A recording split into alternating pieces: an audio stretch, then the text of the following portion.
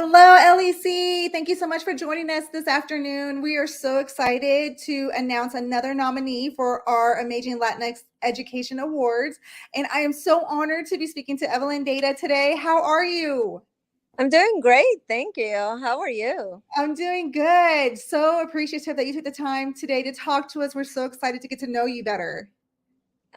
Me too. I'm excited too. I'm surprised though, but I love it. Well, with that, can you tell us a little bit about your story, and the journey into education? ooh, I started my teaching career in Puerto Rico. I taught for around 11 years. So I was born and raised in Puerto Rico, and then I moved here to Missouri, to the United States, and then I started teaching high school. And I really love it. I really love all the levels of Spanish and the culture, and they are always excited to learn more about everything. So, Absolutely. What grades? So you teach high school. What part of education do you teach in high school? well, I teach Spanish 1, like right now, Spanish 1, Spanish 5, IB, Spanish 5, IB and dual credit. Heritage, Spanish for Heritage Students 1, Spanish for Heritage Students 2. And that program has been growing. Like before, it was combined and it was mostly like around maybe like 10 students. And now I have one class of 21, like Latinx students, and then have another class of 11. So it keeps growing. So I'm excited for that. That's amazing. What made you want to become an educator? What was the influence? Um, well, I feel like every students learn different, and sometimes we are focusing only on the higher achiever students, the student that can do like amazing, and sometimes we forget about the students that are in the middle. What can we do to just like make them go up and make them love education and make them love to learn like I want to create that desire on my students of knowing more, like why the things are like the way they are in critical thinking. So I think like sometimes we we forget about them. Absolutely. That is so true. So let's go back to being nominated. Like, how does that feel? I I don't know. Like I was so excited. I saw that and I was like, who nominates me? I love it. Who took the time to nominate me? Because I don't know. I don't know. I love what I do, and I don't look for any recognition, but just like somebody that took their time to just like nominate me, that means a lot. And the fact that you made something for them, like you influenced them, and that's such a great thing. And just by the work you've just told us, it that's phenomenal. Thank you. I appreciate it. So let's talk a little bit about representation. Like, why does representation matter, especially in the education area?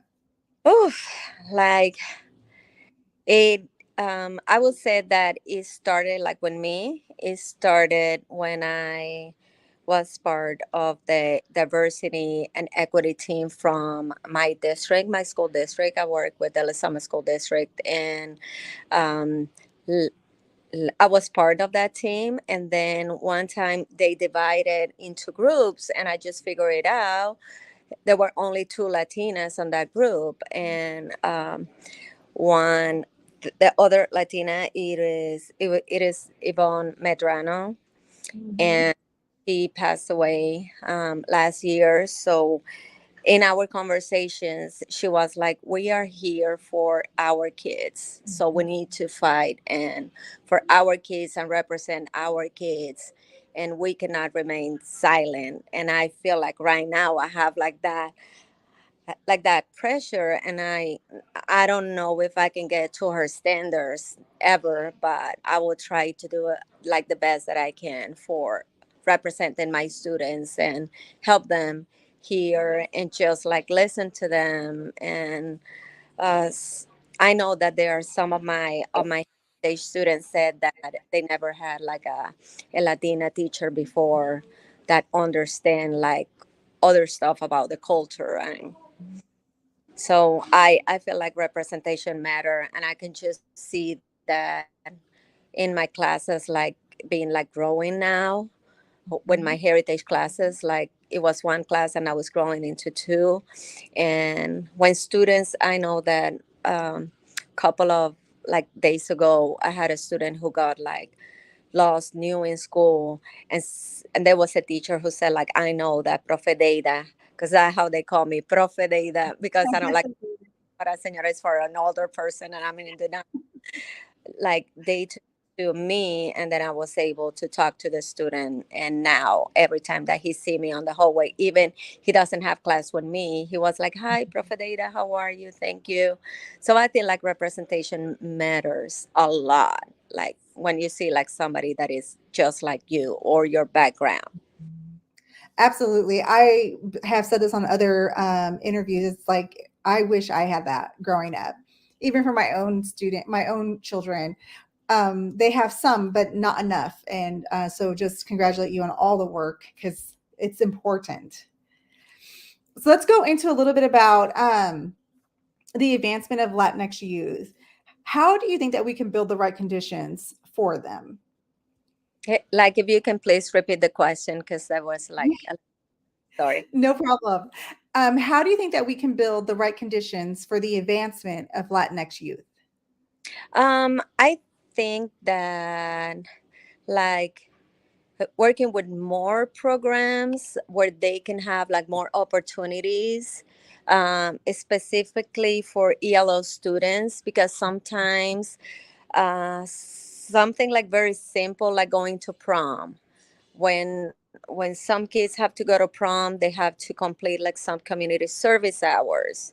Community service hours, it need to be served in a specific amount of time, but what if if they enroll late to the school and they don't have that?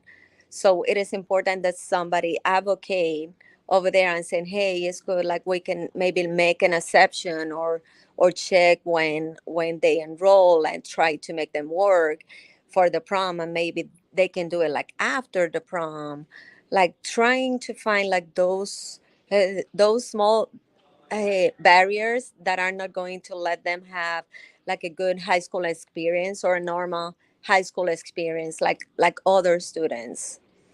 Some Absolutely. with that, something very simple with like sports, something Mhm. very simple like like the student senate, Mhm. like activities like that. We need representation over there, so we can just like say, hey, that would be not appropriate to say on this environment, or do like this spirit week like this, because that can maybe be offensive to some people, Mhm. like things like that, like just like little things in our school, in our environment, that can make them feel welcome and not excluded, or not make them feel like weird, even though I tell them weird is being different, and being different is okay. Being different is amazing. Mhm. And I love that you do it in in the smaller sense, but I bet you that makes the biggest impact. Yes, like sometimes like a simple thing like that take them their stress out, and they could just do better on their classes, on the courses, at the same time as at the family life. Or sometimes like fair like hey, like parents like feel the stress, like they are going to be singled out. No, I got them. I'm going to talk to the organizer or the coaches or whatever. I will figure it out, and we can just collaborate. I love where I work and my school and my district, and I know that we are moving forward, and I'm excited for the team that I work with. It sounds like it. That's amazing. So I know this.